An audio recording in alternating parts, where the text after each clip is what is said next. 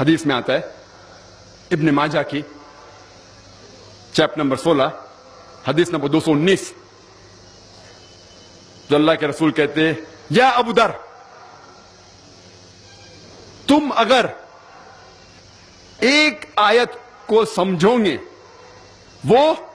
100 رکعت نفل سے بہتر ہے۔ اللہ کے رسول فرماتے یا ابو در، تم اگر ایک قرآن کی آیت کو سمجھو گے وہ 100 رکعت صلاح، نوافل صلاح سے بہتر ہے، اور ایک رکعت میں کم از کم سورہ فاتحہ تو پڑھنا چاہیے آپ کو، کم از کم 7 آیتیں ہیں، 100 رکعت میں کم از کم 700 آیتیں ہیں۔ تو اللہ کے رسول فرماتے ایک آیت کو سمجھ کے پڑھنا، سمجھنا 700 آیت کی تلاوت کرنے سے بہتر ہے، یعنی سمجھنا 700 گنا صرف تلاوت سے بہتر ہے، اللہ کے رسول فرماتے ابن ماجہ میں، اور یہ صحیح حدیث ہے۔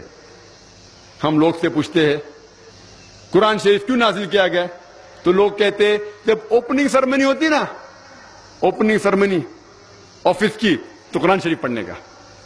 جب گھر کا افتتاح ہوتے تو قرآن شریف پڑھنے کا، جب کوئی مر گیا تو قرآن خوانی کرتے، تو قرآن شریف نازل کیا گیا تھا قرآن خوانی کے لیے۔ اور لوگ کرتے ختم قرآن، ختم قرآن 1 2 3 ختم قرآن کے رمضان میں 3 بار 4 بار 10 بار، الحمدللہ آپ کو ثواب ملے گا، انشاءاللہ ملے گا۔ لیکن اگر آپ رمضان میں 2 بار ختم قرآن کرتے ہیں، میری یہ رائے رہے گی کہ 1 بار عربی میں پڑھو اور 1 بار ترجمہ پڑھو، وہ بہتر ہے، کم از کم سمجھ میں تو آئیں گا آپ کو۔ اور اگر آپ چاہتے ہیں کہ اوپننگ سرمنی میں قرآن خوانی ہو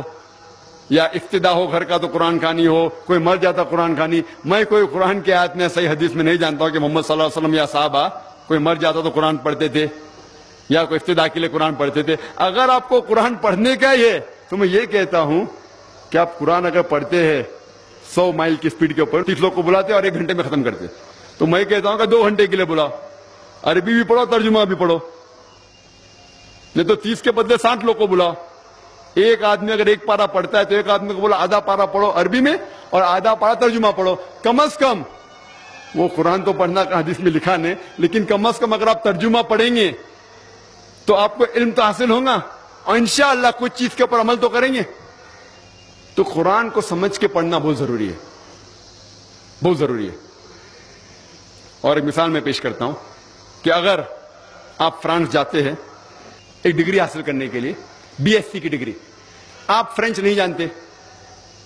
آپ کلاس اٹینڈ کرتے ہیں،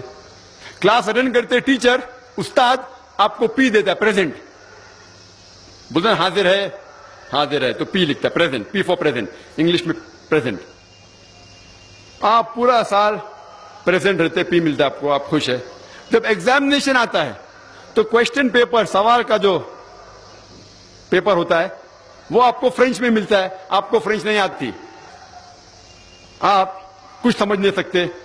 لیکن ایگزامینیشن میں بھی آپ کو پریزنٹ ملتا ہے، پی۔ کیا آپ جواب دے سکیں گے پیپر کا؟ آپ کچھ سوال ہی نہیں سمجھے تو جواب کیا دیں گے؟ تو یہ پی جو ہے وہ پریزنٹ کے لیے، پاس کے لیے نہیں، آپ ایگزامینیشن میں فیل ہو جائیں گے۔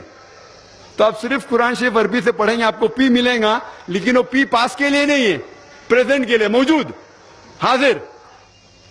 ہمیں غلط فہمی ہے کہ ہم پڑھیں گے تو جنت میں جائیں گے، صرف پڑھنا کافی نہیں ہے، پڑھ کے سمجھو اور قرآن مجید پہ عمل کرو تو انشاءاللہ آپ جنت میں جائیں گے۔